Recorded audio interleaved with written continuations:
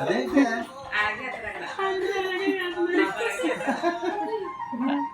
దొంగలు బాబు దొంగల అమ్మ దొంగలు బాబు అమ్మ పోయి పెట్టుకో కరెంట్ దొంగలు అది అలా చూడండి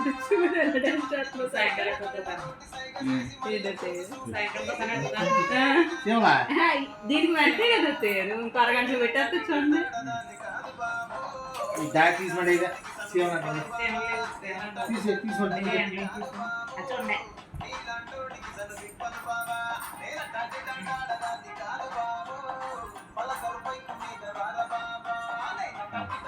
మధ్యలో అది ఎందుకు నీకు వదిలేదండి